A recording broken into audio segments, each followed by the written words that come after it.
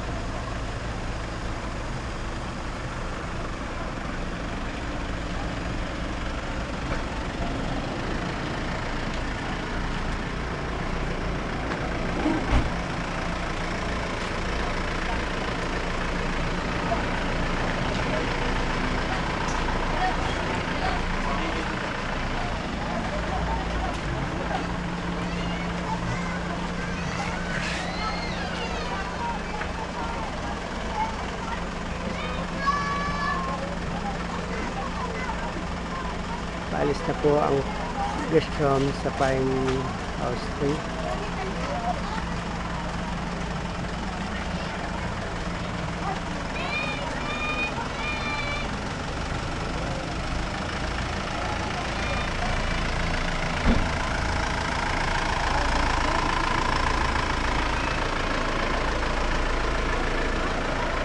Ito yung mga bagong tanim na Manila.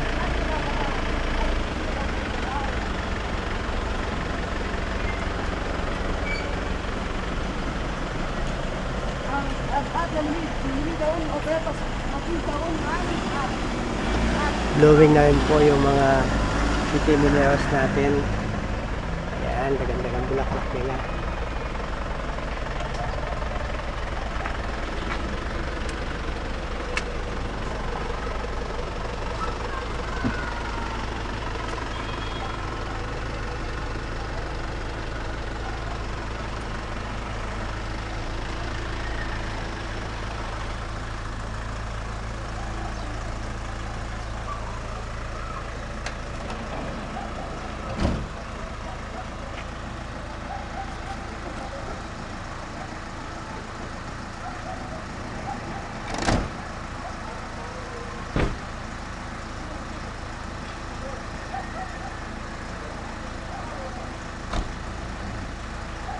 Start na pong mag-alisan yung iba, mga masyal.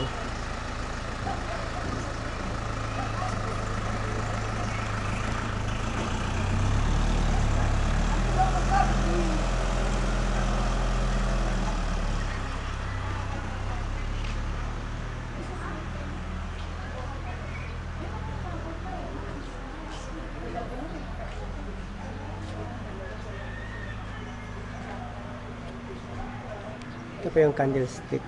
Nagpaparami ako yan. Start na ako magpadami.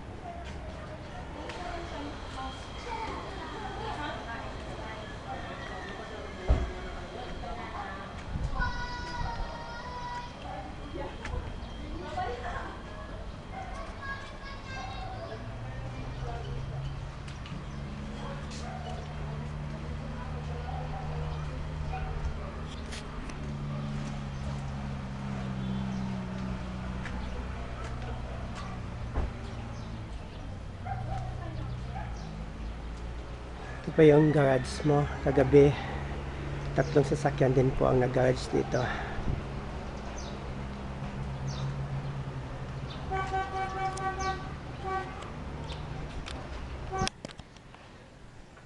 Sir, dito ako sa grotto, yung pad natin nag-start ng magkatubig. Kunti pa lang. Tubig ulan lang po yan.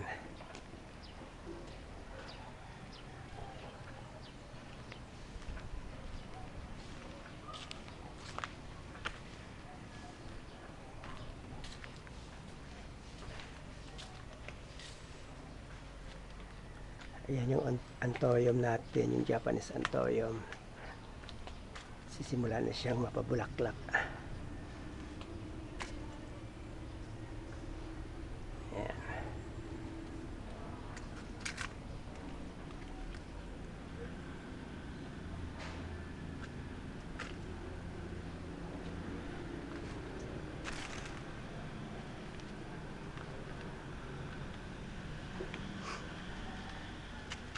Itong aster plant natin, nakakatuwa sila. Ang sipag-sipag mamulaklak.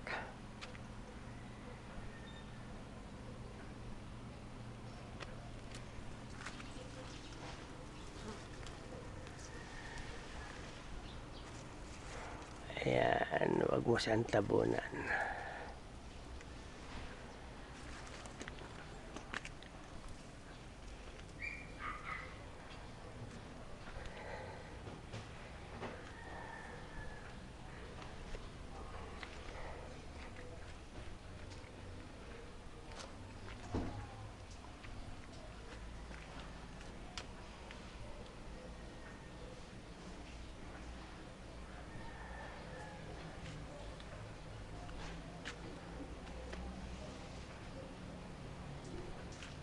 Start na silang mamulaklak. Nakakatuwa.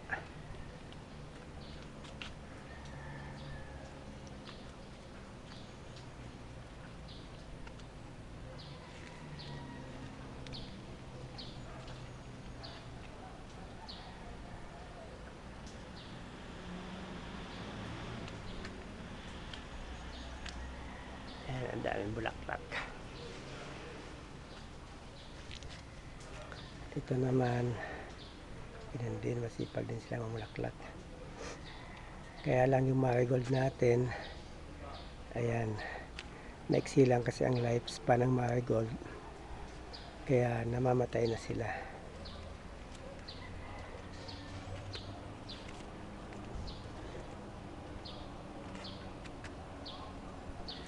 Ito yung dito na lusaw na rin. But don't worry, boss. Nagpapagit na ako ng marami. Papakita ko sa iyo dun sa aking nursery. Ayan sir, dito na ako sa aking mini nursery.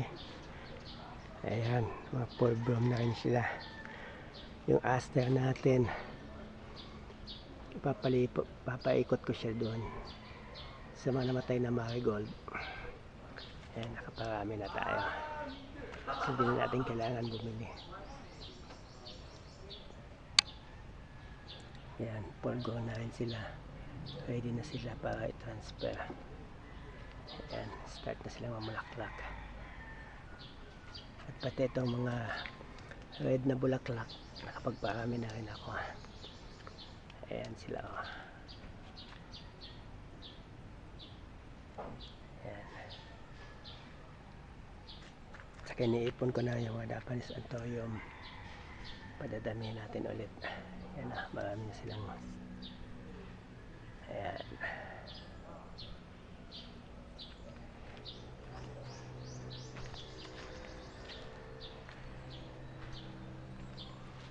Ayan po, yung candlestick. Start na ako magparami. Ayan. Cuttings lang sila. Kaya madali silang padamihin. Ayan.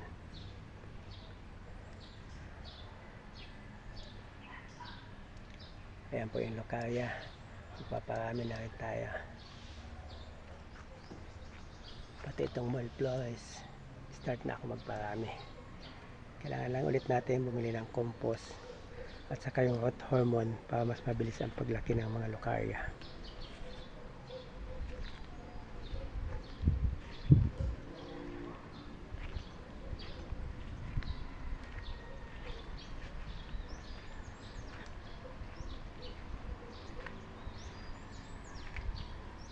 Ayan po yung ground orchids. Maganda rin ang bulaklak niya.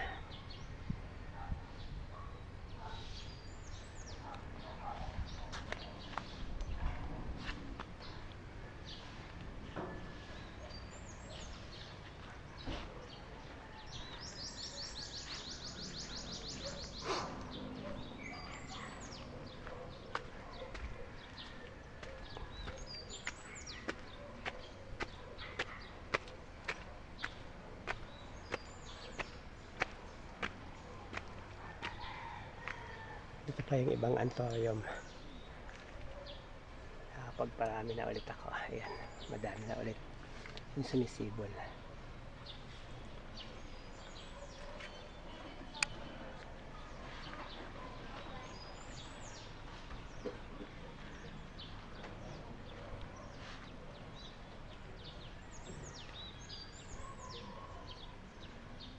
Ang bango niya sa gabi. Sobrang dami ng bulaklak. Ayan, punong-puno siya. Sa gabi, sobrang bango.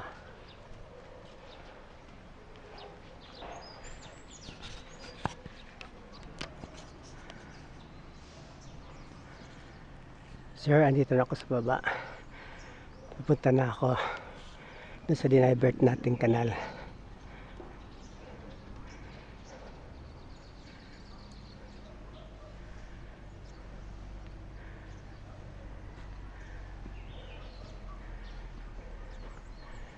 Bababa ako dito sa may bamboo. Doon ako kukuha paakyat.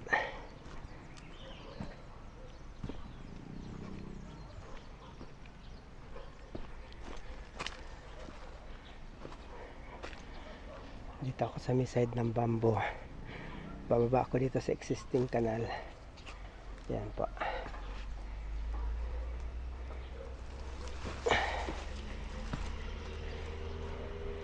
Start na namin bawasan. Ito po ang magiging diretsyon ng rip-up natin. Pupunta doon sa existing rip-up. Ayan. Ayan po yung dating kanal. Papalinas ko siya mamaya para makita nyo.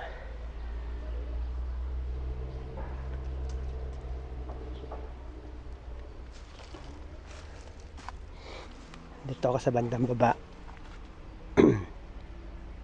Ayan. Kahapon nalagyan ko na rin ng 2 patong na pundasyon yung dito sa bandang baba. So approximately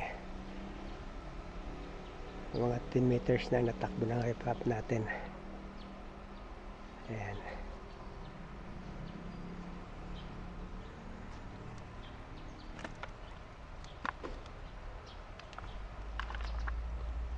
Yan, medyo maliit pa yung kanal.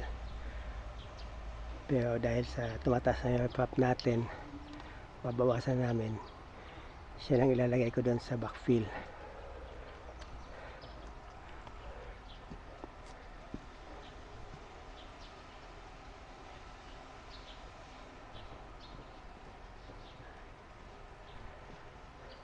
Ito na po yung plug natin.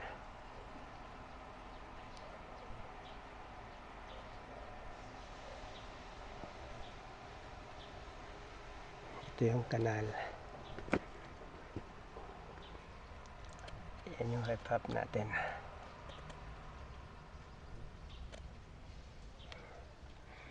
Sisimula na kami mag-backfill.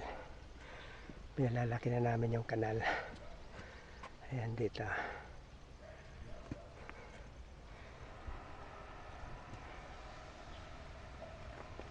Yan yung rip-up natin.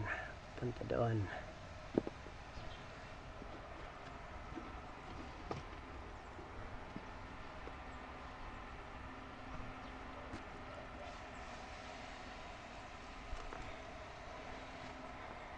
Dito sa isang side,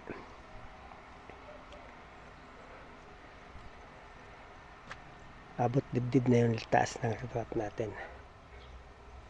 Ayan.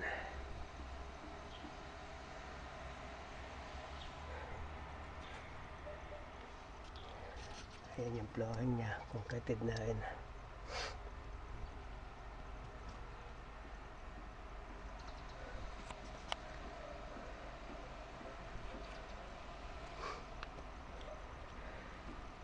Naitagos ko na rin siya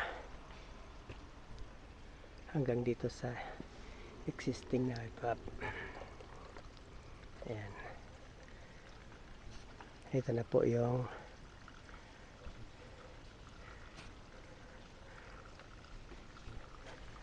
dating kanal. Ayan, dito ako mismo sa kanal. Ito siya, yung galing sa taas.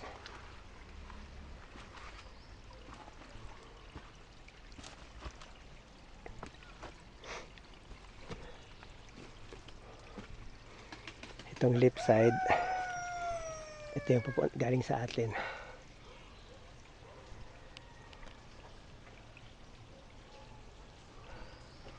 Ito yung bamboo.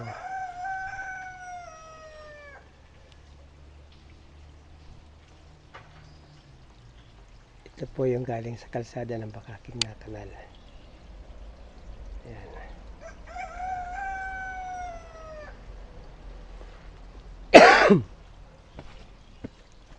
Kung babalik po ako,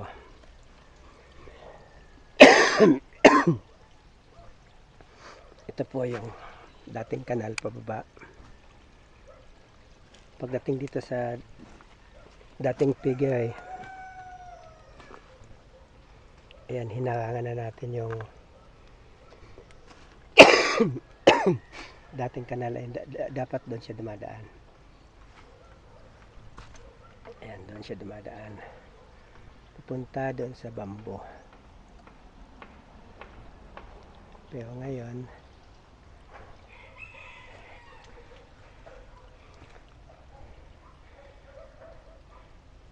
pag nilaliman na namin dito yung kanal, madadivert na natin yung tubig papunta sa bagong kanal. Ayan po, dito na dadaan ng tubig. Kailangan ng lakihan ito, maalis itong ground pa yung tubig, madivert na natin sa kaliwa. So dito sa property nyo, wala na pong dadaan tubig. So na-reclaim nyo na po yung lower part ng lupa natin. Ayan. So ito mamaya tatabunan namin siya. Pag nakapaglagay na kami ng grout dito sa foundation, ito na po yung dating hardtop. Ayan. So umabot na siya dito. Pag nag-grout na siya, masiserve na yung foundation niya. Ida-divert ko na yung tubig papunta dito. Ayan.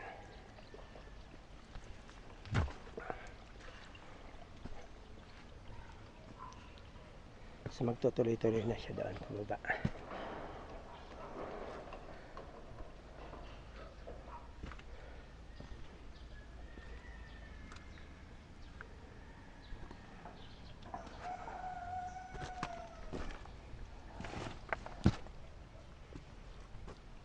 Mamaya ika-grout na namin to, at saka itong flooring i-concrete na rin. Ayan. Ayan po yung lower portion.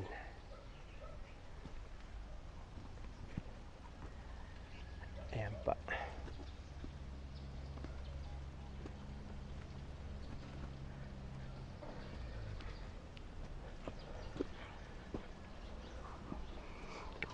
Natanggal na namin yung mga dating hardtop. Sinang ginamit ko dito sa pagpapataas. Kunting bato na lang. Ito na lang ang boulders natin. Mahigit 10 na lang. Nilang gagamitin ko doon para tumaas na yung pagsalubong ng hardtop. Ito naman yung shoot natin.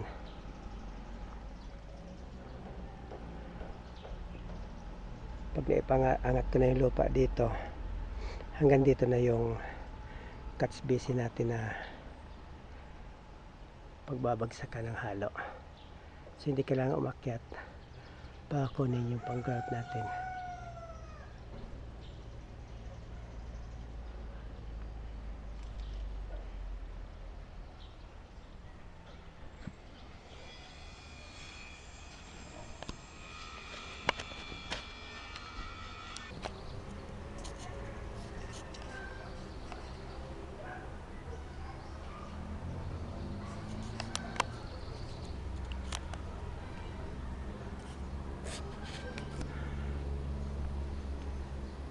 Dito ko po nilagay yung best tank natin para umabot yung hose malapit sa pomelo. Ayan.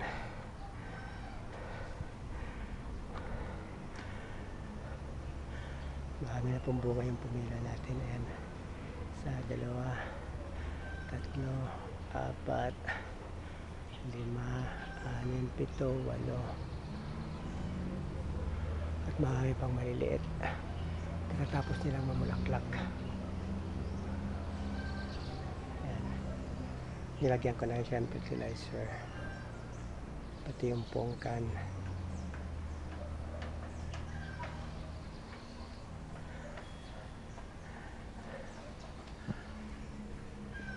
Ayan pa yung langka.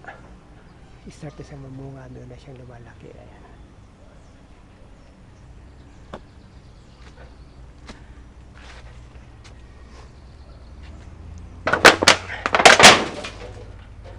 Yung pongkan dito in-applyan ko na ng fertilizer.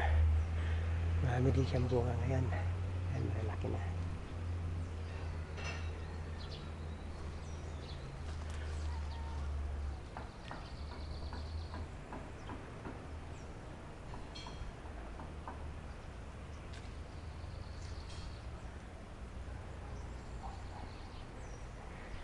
Ito yung puno ng guava. Malinis na siya kasi in-applyan ko ng fertilizer. Pati itong mga guyabano natin start na silang mag-blooming. Ayan. Yung mga kalamansing binili ko, ayan po, in-applyan ko ng fertilizer. Ito yung malaking guava, nilagyan ko na siya ng fertilizer. Itong kalamansi natin, ang dami na siyang bunga, maliliit. Ayan, napakarami niya ng bunga. Kahit maliit siya, dami siyang bunga.